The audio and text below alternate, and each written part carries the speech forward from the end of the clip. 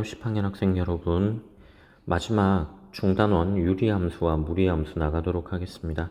함수 단원의 끝부분이기도 하고요. 이번 10학년 수업 과정의 마지막이기도 합니다. 우리가 앞서 함수에 대해서 배웠는데 이번에는 함수를 조금 더 외형적으로 확장하는 시간을 앞으로 갖도록 하겠습니다. 자, 일단 유리함수가 무엇이냐부터 먼저 시작해서 배울 거예요. 일반적으로 엽록체에 있는 생물은 청정한 수역에, 엽록체가 없는 생물은 오염된 수역에 많이 살고 있습니다. 이러한 특성을 활용하여 수질 오염의 수치를 나타내는 방법이 생물학적 오염 지표라고 합니다. 물 1ml당 엽록체가 있는 생물의 개체수를 A, 엽록체가 없는 생물의 개체수를 X라고 하면 BIP는 A 플러스 X, 즉 전체 생명체 분의 X, 엽록체가 없는 생명체의 숫자 곱하기 100%로 나타냅니다. 이때 BIP 수치가 커지면 커질수록 수질 오염이 심하다는 뜻이 됩니다. 근데 여기에서 이제 얻어진 식을 보면 분자와 분모에 모두 다 숫자들이 있는 것이 아니고 이 미지수가 포함이 되어 있죠. 이렇게 이제 미지수가 포함되다 보니까 분모와 분자가 각각 다항식으로 표기가 됩니다. 따라서 다항식분의 다항식의 형태로 주어지는 것을 이름을 별도로 붙여야 할 것 같아요. 자, 이 BIP를 만약에 y라고 한다면 y는 a 플러스 x분의 100 곱하기 x라고 하는 식이 만들어지죠. 이 식의 이름을 유리함수라고 차후에 붙이려고 하고요.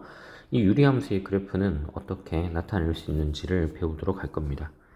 자, 아래쪽에 이전 학습 단원에서 배웠던 것들이 무엇이 있는지를 좀 확인을 할 거예요. 자, 봅시다.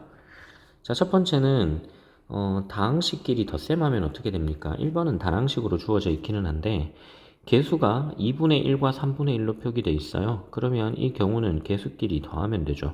우리가 보통 이 과정을 동명끼리 정리한다라는 이름으로 배웠습니다. 같은 차수에 있는 문자에 대하여 줄여서 표현할 수 있느냐. 보통 이 과정에서는 2분의 1과 3분의 1의 합, 즉 유리수의 덧셈을 할 수 있으면 가능하게 되죠. 6분의 5x로 표기가 됩니다. 다음 두 번째는 무리수끼리 덧셈 뺄셈 할 수 있느냐. 물론 곱셈 나눗셈도 마찬가지고요. 자, 지금 보면 이 루트 2가 미지수 x와 같은 역할을 하는 것으로 보이죠. 3 곱하기 루트 2는 루트 2 더하기 루트 2 더하기 루트 2, 즉 루트 2를 3번 더한 결과 뒤쪽은 루트 2를 2번 더한 결과 거기에서 루트 2를 4번을 빼면 남는 건 루트 2만 남을 거예요. 물론 한 단계를 더 쓰면 3 더하기 2 마이너스 4 곱하기 루트 2라고 표기할 수도 있겠죠. 자, 다음 두 번째, 반비례 관계의 그래프를 그리세요 라고 했습니다. y는 x분의 1의 그래프는 중학교 1학년 과정에서 이미 본 적이 있습니다. 중학교 1학년 과정에서 그래프가 어떻게 나타났는지를 잠깐 살펴보면요. 자, 좌표 평면 위에 이 식을 변형을 해보면 x와 y를 곱해서 1이 되죠. 단 하나 차이, 요 둘 사이에서 x가 0이 되는 경우는 존재하지 않습니다. 이 아래 경우도 역시 마찬가지예요. 그러므로 이 둘은 서로 필요충분 조건이라고 볼 수 있겠죠. 두 개의 숫자를 곱해서 1이 된다는 건 둘 모두 양수이거나 둘 모두 음수이다. 즉 1사분면과 3사분면 쪽의 그래프가 나타날 것이다. 이렇게 알 수 있겠죠. 그러면 곱해서 1이 되는 숫자는 x와 y는 서로가 서로에 대해서 역수관계에 있습니다. 즉 x가 1이면 1, y가 2가 되면 x는 2분의 1, x가 3이면 3분의 1, 뭐 이런 값들을 갖기 때문에 전체적인 그래프는 다음과 같이 휘어져 있는 선으로 나타나게 돼요. 지금 그래프가 조금 예쁘게 그려지진 않았네요. 그 다음 3, 4분면 쪽에서는 금방 보여줬던 이 1,1이나 2,-2에 대한 y는 원점에 대한 대칭인 점들도 다 포함이 되죠. 왜냐하면 둘 다 부호가 바뀌어도 마찬가지니까. 그래서 서로 마주보는 형태의 곡선이 주어지게 돼요. 이 둘이 이렇게 쓰겠습니다. 여기 보이는 이 각각이 요 각각의 선 자체가 이게 원점 대칭이에요. 그래서 대칭이 되는 형태가 둘이 마주보고 있다 해서 차후에 이들을 쌍곡선으로 이름을 붙이기도 합니다. 모두 마주보는 걸 쌍곡선이라고 붙이는 건 아니고 2차 곡선에서 주어진 형태 중에 서로 마주보고 있는 형태, 뭐 이렇게 나중에 이제 정해지게 돼요. 고등부 과정에서는 이 y는 x분의 1을 쌍곡선이라고 이름을 붙이진 않습니다. 왜냐하면 이것을 해석할 수 있는 방법을 배우진 않아요. 그러니까 쌍곡선의 형태, 11학년 과정에서 배우게 되는 형태로 되돌릴 수가 없습니다. 그래서 배우지는 않는데 그냥 참고 삼아서 이거 쌍곡선이더라 까지만 기억을 좀 해주세요. 다음 두 번째는 y는 마이너스 x분의 2입니다. y는 마이너스 x분의 2. 이 그래프는 금방 1번에서 봤던 그래프와 유사한 점도 있고요. 예, 좀 다른 점도 있습니다. 무엇이 유사하고 무엇이 다르냐? 일단 차이점이 x와 y를 곱해서 마이너스 2가 되죠. 예, 잘못했습니다. x와 y를 곱해서 마이너스 2가 된다는 말의 의미는 하나는 양수, 하나는 음수라는 이야기예요. 그러면 이번에는 2, 4분면과 4, 4분면 쪽의 그래프가 나타나겠죠. 나머지 그래프의 형태는 금방 앞서 그렸던 것과 유사하게 등장을 하게 될 겁니다. 자, 여기서 이제 한 가지 더 학습했던 내용이 이전 단계에서 학습했던 내용 이런 게 있어요. y는 x분의 1의 그래프를 그립니다. 자, 이건 y는 x분의 1이에요. 그럼 y는 x분의 2의 그래프는 어떻게 될 거냐? 이건 약간 더 멀리 떨어져 있어요. 멀리. 어디서부터 멀리냐? 원점에서부터 멀리예요. y는 x분의 2. 지금 x와 y를 곱해서 얻어진 값, 여기는 2, 아래쪽은 1. 이 값의 절대값이, 왜 절대값이라고 붙이는가 하면 지금 2번처럼 2, 4, 4분면에 나타나는 경우 역시 포함해서 설명을 하려고 하는 건데요. 요 분자에 있는 값의 절대값이 커지면 커질수록 원점에서부터 멀리 떨어지게 됩니다. 자, 배웠던 기억이 있는 것 같죠? 그 다음 두 번째 중요하게 다뤄야 되는 개념이 이게 점점 가까워지는 선이 있다 해서 점근선이라는 게 존재하게 돼요. 이 둘 모두 점근선이 뭔가 하면 x축과 y축입니다. 점근선 말 그대로요. 점점 가까워지는 선이에요. 그럼 무엇과 무엇이 점점 가까워지는 거냐? 지금 보면 x축이 보이죠? 이 x축이랑 물론 y축도 마찬가지입니다. y축이 있는데 이 그래프 자체가 x값이 점점 커져간다 하더라도 y값은 0이 되진 않지만 0에 굉장히 가까워지는 상태로 가게 돼요. 즉, 요 둘이 거의 만날 것처럼 보이지만 실제로는 만나진 않죠. 그런데 가면 갈수록 여기 떨어진 요 간격의 차이는 0에 가까워집니다. 만나진 않는데 차이가 0에 가까워진다? 그래서 이름 붙은 것이 점근선이에요. 자, 여기까지 이전 학년에서 다뤘던 내용들입니다. 자, 이제 본격적으로 이번 시간에 다뤄야 할 내용들을 먼저 보겠습니다. 자, 첫 번째 유리함수의 그래프예요. 그래서 유리함수 y는 cx 더하기 d분의 ax 더하기 b의 그래프를 그릴 수 있고 그 그래프의 성질을 이해한다라고 되어 있는데요. 먼저 유리식이 무슨 말인지부터 배우고 넘어가도록 할 거예요. 유리식을 정한 다음에 유리함수를 만들어내고 수많은 유리함수들 중에서 우리가 그래프를 그리려고 하는 목적은 다음과 같은 형태인 것이다. 요것만 배우도록 하겠다. 그런 말입니다. 어느 영국 동아리의 회원 25명 중에서 14명이 남성이에요. 이 영국 동아리에 여성 회원 X명이 추가로 가입하였을 때 전체 회원 수에 대한 남성 회원 수의 비율을 구하십시오 라고 되어 있습니다. 자, 전체 회원 수는 25명이죠. 그런데 이 25명 중에서 여성 회원이 X명 늘어났으니까 전체 회원은 25 플러스 X명이에요. 그런데 여성 회원만 늘어났기 때문에 남성 회원은 14명으로 그대로 있죠. 이거 비율이라 했으니까 분자는 여전히 14가 됩니다. X가 많아지면 많아질수록, 즉 여성 회원이 늘어나면 늘어날수록 상대적으로 남성 회원 수의 비율은 줄어들게 되어 있죠. 자, 요 개념일기에서 보면 분모는 1차식이고요. 분자는 그냥 상수항으로 주어져 있습니다. 자, 유리식을 어떻게 정할 건가 하면 이렇게 표기가 돼요. b분의 a의 꼴로 나타내어지는 식이다 라고 정해져 있죠. 그런데 이 b와 a가 뭐냐? 다항식이에요. 여기서 보이는 이 표기 다항식이더라. a도 다항식이고 b도 다항식인데 분수 형태로 주어지는 식을 우리는 유리식이라고 이름을 붙입니다. 명칭은 유리수에서 따왔다는 걸 알 수 있겠죠. 자, 특히 B가 상수이면 B가 상수항이 돼버리고 만약에 A가 상수항이나 1차나 2차나 3차나 뭐 상관없습니다. 그런 형태가 되면 이 B는 다항식분의 다항식이긴 하지만 B가 상수항이니까 기존에 알고 있던 다항식이 되는 거죠. 따라서 다항식이라고 하는 것도 유리식이다. 즉 이 말은 다항식은 유리식의 부분집합이다. 이런 말이 됩니다. 자, 그래서 예를 들어서 2x분의 x 더하기 1, 1차식분의 1차식 유리식이죠. x 더하기 y분의 y 문자가 여러 개 있어도 마찬가지고요. 3x-1 다항식이지만 다항식도 유리식이니까 이것도 유리식이고요. 5분의 y제곱 더하기 y-2 역시 이것도 다항식이죠. 유리식에 포함됩니다. 근데 이 중에서 세 번째와 네 번째는 아까 이름을 다항식이라고 미리 붙였었죠. 다항식이더라.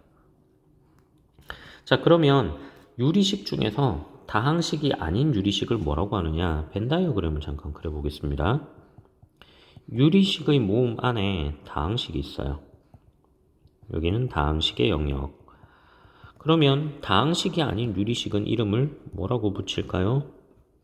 여기 보이죠? 분수 형태의 식이다, 분수식이다 라고 이름을 붙이게 됩니다. 다항식이 아닌 유리식이라고 해도 좋고 그냥 분수식이라고 이름을 붙여도 좋습니다. 자, 이제 이런 형태들을 봤으니까 계산을 어떻게 할 거냐, 연산을 어떻게 할 거냐인데요. 이 유리식의 경우는 위쪽 예제 개념 일기에서도 보다시피 우리가 생활에서 볼 수 있는 어떤 형태의 변화량 x에 대한 비율의 모양으로 등장을 했기 때문에 이거는 숫자에서 다뤘던 개념과 똑같이 무언가 연산을 생각할 수 있습니다. 그렇기 때문에 유리식의 경우에서도 덧셈, 뺄셈, 그리고 곱셈, 나눗셈에 대해서 생각하게 돼요. 그럼 이걸 어떻게 계산합니까? 결론은 한 가지입니다. 숫자에서 사용했던 것과 동일한 방식으로 한다. 그러므로 덧셈, 뺄셈의 경우는 통분하여 계산하면 되고요. 분모를. 곱셈과 나눗셈은 분모는 분모끼리 곱하고 분자는 분자끼리 곱한다. 그럼 나눗셈은요? 나눗셈은 곱셈으로 전환할 수 있죠. 나눗셈은 곱셈으로 바꾸고 다시 분모는 분모끼리 분자는 분자끼리 곱하여 계산하면 됩니다. 그것을 정리한 정리한 내용이 아래쪽 박스로 나와 있습니다. 1번, 2번, 3번, 4번 마찬가지입니다. 변화된 건 하나도 없죠. 자, 주의사항이라고 붙은 거 봅시다. 주의사항, 유리수에서는 분모가 절대 0이 되는 경우가 없었어요. 근데 지금 같은 경우에는 식으로 주어지다 보니까 분모가 0이 되는 경우를 가끔씩 깜빡하는 경우가 있습니다. 그래서 유리식 계산에서는 항상 분모가 0이 되지 않게 만들어야 한다는 것 잊지 않아야 됩니다. 문제를 보면서 한번 생각해 볼게요. 스스로 확인하기 보겠습니다. 자, 유리식의 덧셈입니다. x분의 1 더하기 x-1분의 1이다. 숫자로 보면요. 우리가 앞서 2분의 1과 3분의 1 덧셈 했었죠. 이걸 더할 때 2와 3의 최소 공배수를 가져왔어요. 최소 공배수를 가져와서 2 곱하기 3, 6. 그러면 2분의 1은 6분의 3, 3분의 1은 6분의 2로 썼죠. 서로 분자와 분모가 교차해서 곱한 것 같은 모양. 그래서 6분의 5 썼던 것과 동일한 방식으로 갑니다. x와 x-1은 이 둘의 최소 공배수는 x 곱하기 x-1이죠. 그래서 첫 번째 식은 분자 분모에 x-1을 곱했고요. 두 번째 식은 분자 분모에 x를 곱했습니다. 그런 다음 통분을 했기 때문에 분자는 x-1과 x의 합, 즉 2x-1로 정리가 되는 거죠. 자, 다음 문제 2번입니다. 2번 문제도 비슷합니다. 자, 2번 문제에서는 요 x제곱 마이너스 9를 인수분해를 했어요. x 더하기 3, x 마이너스 1로. 그 다음 분자에 있는 x제곱 더하기 x 마이너스 2로 x 마이너스 1, x 플러스 2로 인수분해를 했습니다. 곱셈 계산을 할 때는 기하분수로 표현하는 것이 기본이죠. 따라서 이 식에서도 마찬가지 x 더하기 3 약분이 가능하고요. x-1 약분이 가능하기 때문에 표기를 할 때는 기하분수 형태로 써주면 됩니다. 자, 아래 문제 1번은 여러분들이 한번 풀어보세요. 위쪽에서 덧셈, 곱셈 했고요. 문제 1번에서는 뺄셈과 나눗셈에 대하여 주어져 있습니다. 자, 우리는 이제 다음 본격적으로 유리함수가 무엇이냐 하는 걸 배우게 될 거예요. 함수 y는 fx에서 fx가 x에 대한 유리식일 때 이 함수를 유리함수라고 합니다. fx가 다항식일 때는 다항함수라고 불러요. 유리함수라는 표현이 있고요. 다항함수라는 표현이 있습니다. 다항함수는 유리함수의 부분이에요. 부분집합입니다. 우리가 앞서 다항식이 유리식의 부분집합이다라고 했던 것과 마찬가지로 다항식도 유리식이므로 다항함수도 유리함수에 대하여 부분집합이다. 이렇게 생각해 주면 됩니다. 자, 여기도 이제 위에서 다뤘던 것과 비슷한 예가 있죠. 다항함수죠. 첫 번째, 두 번째. 자, 다항함수라고 되어 있고요. 반면에 세 번째, 네 번째는 이건 유리함수입니다. 그러면 우리가 앞에서 다항식 말고 다항식에 포함되지 않는 유리식을 분수식이라고 했잖아요. 그래서 때때로 이 유리함수 중에서 다항함수가 아닌 유리함수를 분수함수라고 이름을 붙이기도 합니다. 자, 교과서에서는 주어져 있지 않기 때문에, 지금 현재는 주어져 있지 않기 때문에 분수함수라는 표현은 쓰지 않도록 하겠습니다. 나중에 차후에 등장하게 되면 그렇게 사용을 할 수도 있다는 말이에요.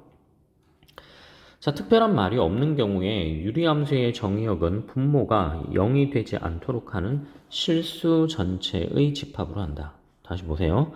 유리함수의 정의역은 실수 전체의 집합인데 분모가 0이 되어서는 안 됩니다. 이게 주의사항입니다. 그래서 유리함수 y는 x-5분의 x 더하기 1의 정의역이 무엇이냐라고 물으면 실수 전체인데 분모가 0이 되어서는 안 되기 때문에 x가 5가 아닌 실수로 잡아야 합니다. 자, 그럼 두 번째도 마찬가지겠죠. y는 2x 더하기 1분의 마이너스 x 더하기 3의 정의역은 분모가 0이 되면 안 되죠. 즉 2x 더하기 1은 0, 분모는 0이라고 하는 방정식의 근들은 제외해야 한다. 플러스 1을 이항하고 양변을 2로 나누게 되면 x는 마이너스 2분의 1이기 때문에 분모가 마이너스 2분의 1만 아니라면 가능하더라. 실수 중에서 그 근만 제외합니다. 문제 2번 역시 마찬가지 여러분들이 풀면 될 것 같아요. 자, 이번 시간은 여기까지 수업을 진행하도록 하겠습니다.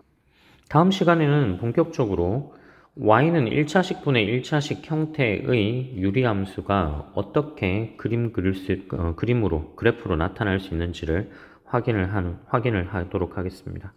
자, 첫 시간 역시 가볍게 지나갈게요. 다음 시간에 만납시다.